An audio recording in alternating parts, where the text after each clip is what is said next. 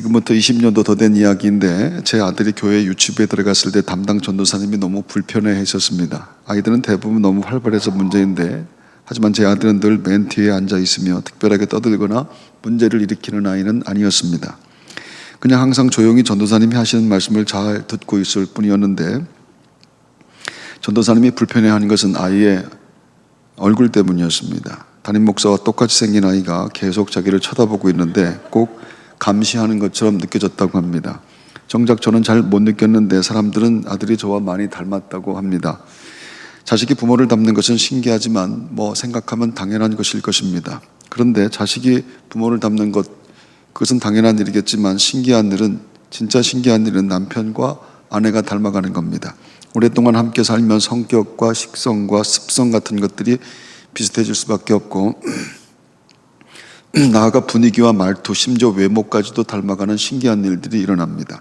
부부가 그렇게 평생을 서로에게 맞춰 닮아가는 것은 행복한 일이 분명합니다.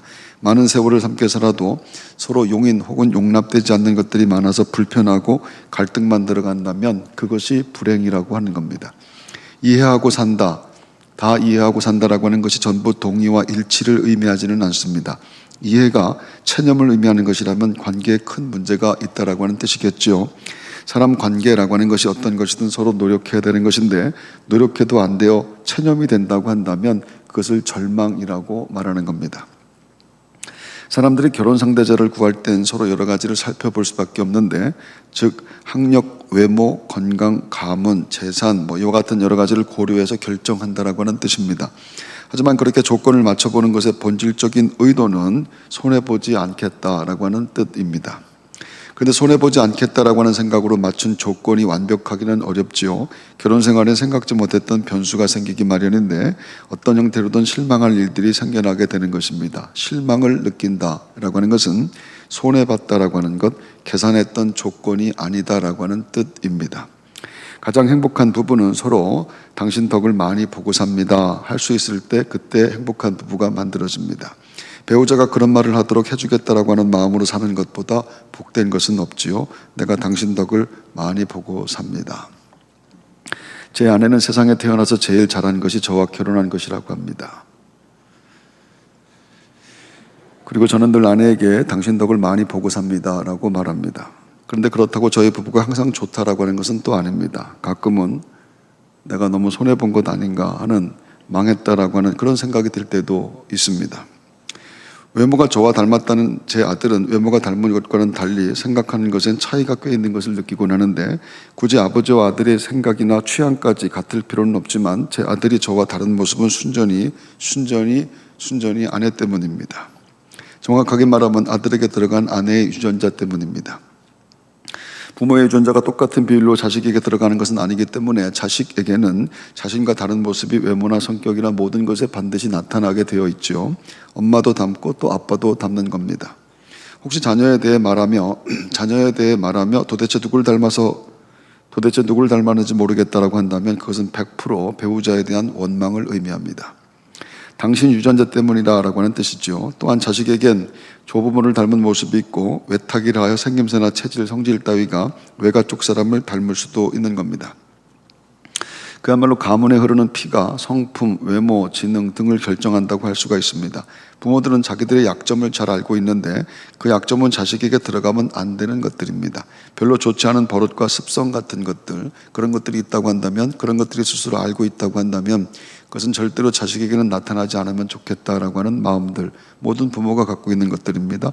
특별히 가족이나 친척의 의학적 내력을 뜻하는 가족력의 약점들은 말할 것도 없을 겁니다. 부모는 모든 것에서 자식에게 부부의 장점만 유전되는 것을 바라지만 사실은 그것 역시 마음대로 되지 않습니다. 모든 부모가 자식을 걱정하는 이유는 인생이라고 하는 것이, 삶이라고 하는 것이 만만치 않음을 경험했기 때문입니다.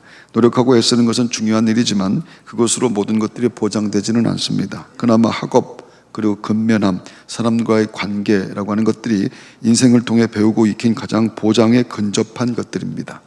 그래서 부모가 자녀의 학업에 집착하고 매달리는 이유가 바로 그런 것입니다. 공부 잘하는 것, 좋은 학교 보내는 것이 부모의 최선이라고 생각하죠. 학교와 학원 때문에 동네 집값이 결정되고 그래서 국가 경제의 지표가 달라질 정도로 부모의 자녀의 학업에 대한 열정은 끝이 없습니다.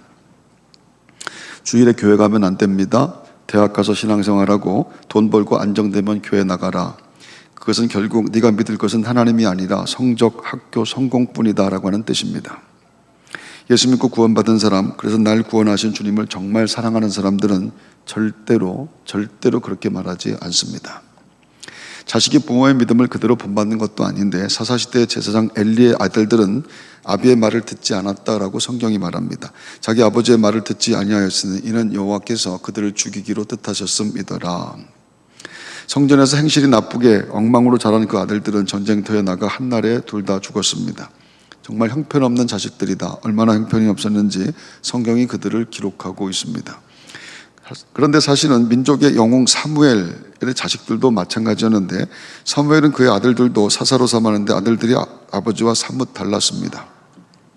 그들은 엉망이었던 엘리의 두 아들 홈리와 비누아스와 거의 비슷했다고 할 수 있는데 성경이 이렇게 말을 합니다. 그의 아들들이 자기 아버지의 행위를 따르지 아니하고 이익을 따라 뇌물을 받고 판결을 굽게 하니라.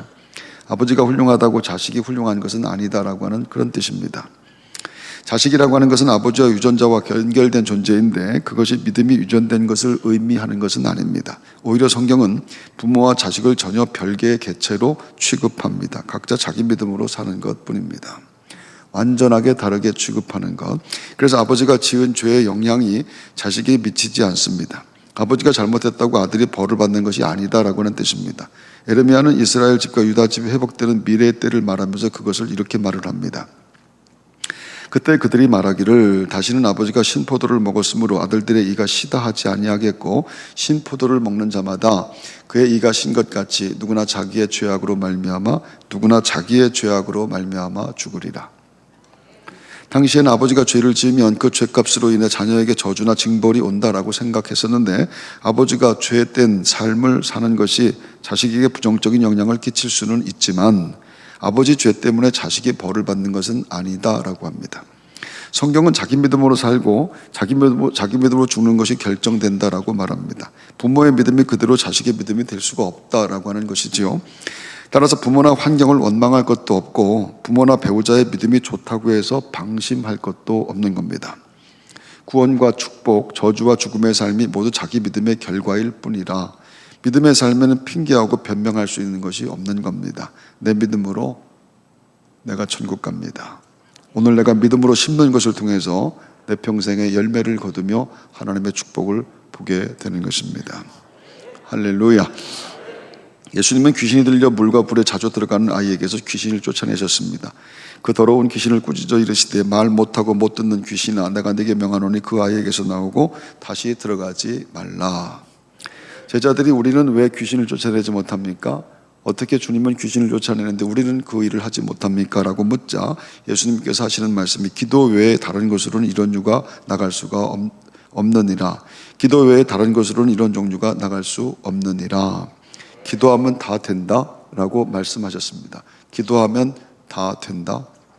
기도하면 병자를 고칠 수 있고 기도하면 귀신이 쫓겨나가며 기도하면 인생의 문제들이 해결된다. 그리고 성경 역사에 기도하며 산 사람들에게 예수님과 같은 능력은 언제든지 나타났습니다. 예수님 또한 주의 백성들에게 자신보다 더 큰 일을 할 수 있다라고도 말씀합니다. 내가 한 것보다도 너희들은 더 큰 일을 할 수가 있다. 내가 진실로 너희에게 이르노니 나를 믿는 자는 내가 하는 일을 그도 할 것이요 또한 그보다 큰 일도 하리니 이는 내가 아버지께로 감이라. 하나님은 예수의 십자가를 통해 구원받은 성도들이 예수님보다 더 큰 일을 하게 되기를 원하신다라고 말씀하신 겁니다. 예수님의 십자가로 구원받은 사람들, 그래서 하나님의 자녀가 된 사람들, 그들은 하나님의 독생자인 예수 그리스도가 한 일보다 더 큰 일을 하게 되기를 원한다. 그게 하나님의 뜻이라. 그래서 성경은 계속해서 믿음을 말씀하는 겁니다.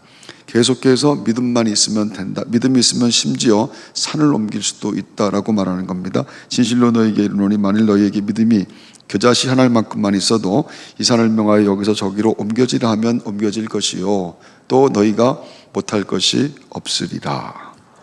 믿음으로 해결하지 못할 어떤 삶의 문제도 없다라고 하는 것. 어떤 삶의 문제라도 믿음만 있으면 해결될 수 있다.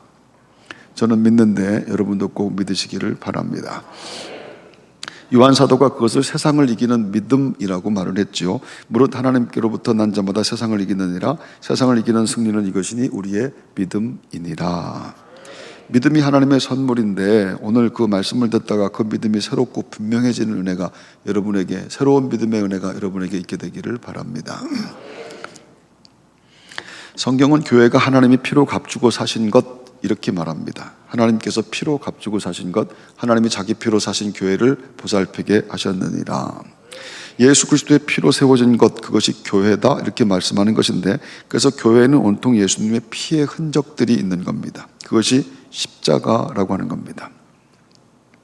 교회는 피의 흔적들이 있어서 교회에서 찬송을 하거나 기도를 하거나 예배를 드리는 모든 행위들, 교회에서 하는 행위들을 통해서 우리는 그리스도의 보혈의 흔적들을 발견하게 됩니다. 그것이 십자가를 바라보며 우리가 살아가는 믿음의 삶이라고 하는 것이겠죠. 하지만 그것만 있는 것은 아닙니다. 죄를 잔뜩 묻히고 온 사람들에 의해 교회인 세상과 같은 것들도 참 많습니다. 그것은 교회 안에 있는 교회 같지 않은 모습들을 말하는데, 하지만 예수 이름으로 찬송하고 기도하고 말씀 듣는 것을 통해서 그분의 피가 모두에게 부어지게 되는 것, 예수 그리스도의 피가 하나님의 교회에 부어지게 되는 것, 그것이 하나님의 영광이 구름같이 주의 재단에 가득했다라고 하는 하나님의 말씀의 뜻인 것입니다. 찬송할 때, 말씀을 들을 때 예수 그리스도의 보혈이 우리를 보혈에 쏟아지게 되는 그 놀라운 체험, 그것이 예수 예배할 때마다 우리에게 있다라고 하는 것, 오늘도 그 체험이 여러분에게 있게 되기를 바랍니다. 그렇게 예수님의 피가 말씀을 통해 내 심령에 수혈될 때 능력이 나타나고 그분의 모습이 내게서 보여지게 되는 것, 그분의 성품, 그분의 인격, 그분의 사랑과 인자함과 은혜가 내게 임하게 되는 것입니다. 예배하는 사람들이 예수님을 그래서 닮아가게 되는 것, 그래서 교회에 그토록 예수님 닮은 사람들이 많은 것입니다. 할렐루야. 우리나라 전통 건축 기법에 그랭이라고 하는 것이 있는데, 집을 지으려면 기초 위에 기둥을 세워야 하는데 여기에 사용되는 기법이 그랭이라고 하는 기법입니다. 기둥을 세울 때 울퉁불퉁한 주춧돌의 요철 위에다가 세워야 되는데 이 요철과 기둥이 맞을 수가 없지요. 그것이 맞지 않으면 기둥이 든든하게 세워줄 수가 없는 것인데, 그래서 주춧돌과 기둥 둘 중에 하나를 깎아내야만 합니다. 그러면 돌이 아니라 나무를 깎아야 됩니다. 돌을 깎아서 나무에 맞출 수는 없다라고 하는 것이죠. 예수 믿으면서 예수께 맞추려면 나를 깎아야 한다고 생각하는 것이, 그것이 맞는 겁니다. 예수님을 깎아서 내게 맞추려고 하는 생각은 신앙과 교회를 이상한 괴물로 만들어내게 되는 겁니다. 내 생각이 아니라 할지라도, 내 경험과 맞지 않는다 할지라도, 내 유익과 내 이익에 반한다 할지라도, 그것이 예수님께서 원하시는 것이라면, 그분의 말씀이라면 그것에 나를 맞춰가는 것이 되게 될 때, 그때 신앙생활이 됩니다. 믿음의 반석이 예수 그리스도이시기 때문에 반석을 깎으면 안 된다라고 하는 것이겠죠. 하나님께 내 뜻을 복종시키는 것, 그것을 신앙생활이라고 말하는 겁니다. 하나님의 뜻에 내 뜻을 맞춰가는 것, 그것이 주춧돌 대신 예수님께서 나를 깎아 맞추는 것입니다. 예수님께 나를 깎아 맞추는 것을 의미합니다. 그럴 수 있을 때 주의 몸된 교회 기둥처럼 든든하게 세워지고 점점 나도 모르게 나는 예수 닮아가는 복을 누리게 되는데, 오늘도 우리가 말씀을 드리며 우리의 욕심을 깎고 우리의 정욕을 깎으며 예수님을 닮아가는 중에 있는 줄로 믿습니다. 할렐루야. 예수님이 공생애를 시작하셨을 때 가는 곳마다 일어났던 일은 세 가지였는데, 질병을 고치고 귀신을 쫓아내며 하나님 말씀을 전하는 것이었습니다. 모든 이적들은 하나님의 말씀을 목적으로 행해졌습니다. 예수님이 일으키셨던 모든 기적들은 하나님의 말씀 때문에 일어나는 겁니다. 그리고 예수님이 하셨던 모든 말씀의 본질은 하나님 나라였습니다. 그것은 예수님이 첫 번째 설교부터 나타난 것이지요. 마가복음 1장 14절 15절, 요한이 잡힌 후 예수께서 갈릴리에 오셔서 하나님의 복음을 전파하여 이르시되 때가 찼고 하나님 나라가 가까웠으니 회개하고 복음을 믿으라 하시더라. 하나님 나라가 예수님의 첫 번째 설교인데, 예수님은 신약에서만 66번이나 하나님 나라라고 하는 비유를 사용했습니다. 마태는 이를 하늘나라라고 했는데 32번이나 하늘나라를 사용합니다. 하나님 나라라고 하는 것이 모든 말씀의 핵심이었다라고 하는 것이고, 하나님 나라라고 하는 것을 전하기 위해서 모든 기적들이 일어났다라고 하는 뜻입니다. 그리고 성경의 마지막 말씀도 하나님 나라라고 얘기합니다. 요한계시록 21장 2절, 또 내가 보매 거룩한 성 새 예루살렘이 하나님께로부터 하늘에서 내려오니 그 준비한 것이 신부가 남편을 위하여 단장한 것 같더라. 즉 예수 그리스도를 믿는 모든 성도들의 믿음 생활의 궁극적인 목적, 우리가 지금 예수를 믿는 궁극적인 목적은 병 고침과 회복과 건강과 성공과 형통 이런 것이 아니라고 하는 겁니다. 하나님 나라입니다. 하나님 나라입니다. 성경은 그것을 노력하는 자가 빼앗는 것이라고도 말씀했습니다. 세례 요한의 때부터 지금까지 천국은 침노를 당하나니 침노하는 자는 빼앗느니라. 하나님 나라 믿음 생활이라고 하는 것은 다른 것이 아닙니다. 믿음 생활은 다른 것이 아니고요. 잘 들으십시오. 내가 그 나라에 들어가야 함을, 내가 그 나라로 돌아가야 함을 알고 사는 것, 그것을 믿음 생활이라고 말합니다. 오늘 우리는 수많은 삶의 문제를 가지고 교회에 나오지만 이 삶의 문제가 해결되는 것이 이 신앙의 목적이 아니라 이 삶의 문제 해결되는 것, 그리고 이 삶의 문제조차까지도 하나님 나라로 돌아가야 되는 것을 알게 하시는 하나님의 은혜인 것을 깨닫는 것입니다. 지금 아무리 좋아도 절대 여기 머물 수 없습니다. 또한 아무리 고통스러워도 포기하지 말고 그 나라 갈 때까지 견뎌야만 됩니다. 자기 마음대로 포기 못합니다. 그 나라가 들어온 인생은 잠시 머물 세상 때문에 너무 집착하지 않고 무엇이 좀 된다고 우쭐거리지도 않으며 힘들고 고통스러워도 견뎌낼 수가 있는 겁니다. 나는 그 나라에 돌아가는 사람이라. 할렐루야. 그런데 천국을 침노한 사람, 하나님 나라를 사는 사람은 이기주의적 본성에서 나온 상대적 가치의 기준에 의해 기쁨과 슬픔, 만족과 불평이 나누어지지 않습니다. 하나님 나라는 세상의 어떤 것과도 비교될 수 없는 절대적 가치이기 때문인 줄로 믿습니다. 그것을 발견한 바울은 자신이 자랑하던 모든 것들이 다 배설물이다 이렇게 말합니다. 또한 모든 것을 해로 여김은 내 주 그리스도 예수를 아는 지식이 가장 고상하기 때문이다. 내가 그를 위하여 모든 것을 잃어버리고 배설물로 여김은 그리스도를 얻고 그 안에서 발견되려 함이니. 그것은 예수님이 비유에 등장하는 밭에 감추인 보화이기도 했습니다. 천국은 마치 밭에 감추인 보화와 같으니 사람이 이를 발견한 후 숨겨두고 기뻐하며 돌아가서 자기의 소유를 다 팔아 그 밭을 사느니라. 그 보화를 발견한 사람은 사는 모습이 다를 수밖에 없다라고 하는 것이죠. 나는 봤다, 나는 발견했다, 나는 맛보았다, 나는 얻었다라고 하는 사람들. 그들은 반드시 사는 모습이 세상과 다를 수밖에 없다라고 하는 것을 말씀합니다. 어느 은퇴하신 목사님이 해주신 간증인데, 새로 신앙생활을 시작한 식당을 하는 어느 분에게서 연락이 왔는데 그분에게 두 아들이 있습니다. 근데 두 아들이 연탄가스를 맞고 병원에 왔는데 생명이 위독하다고 합니다. 예전에는 연탄가스에 중독되는 일들이 참 많았었습니다. 목사님은 서둘러 병원에 갔지요. 너무 당황하고 초조한 아이들의 엄마는 목사님을 보자마자 손을 잡고 이렇게 말했습니다. 예수님 살려주세요. 예수님 살려주세요. 졸지에 예수님이 된 목사님이 간절하게 기도했습니다. 그리고 예수님의 기도에 아이들이 살아났다라고 말합니다. 믿음으로 구원받았다라고 하는 것은 예수 그리스도의 보혈로 구원받았다라고 하는 뜻인데, 내게 예수 그리스도의 피, 내게 예수 그리스도의 보혈이 들어왔다. 내 혈관에 예수 그리스도의 피가 돌아다니기 때문에 내 몸과 마음이 가는 곳마다 예수의 모습이 나타난다. 그것이 하나님 나라가 임한 성도의 삶인 것입니다. 내가 가는 곳마다 내가 만나는 사람들에게 내가 어떤 형편에 있든 내 속에 예수 그리스도가 들어와 있기 때문에 내게서 예수의 모습이 반드시 나타나게 되고, 내가 그 이름으로 기도할 때마다 예수 그리스도가 일으켰던 놀라운 기적들은 오늘도 지금 이 순간에도 일어나게 될 줄로 믿습니다. 폴이라고 하는 이름을 가진 한 회사원이 뉴욕에서 중요한 미팅을 마치고 자기 팀 동료와 함께 공항으로 가려고 거리로 나왔습니다. 그런데 그날은 금요일 오후 저녁 시간이어서 교통체증이 심해 택시 잡는 것이 거의 불가능해 보였다고 합니다.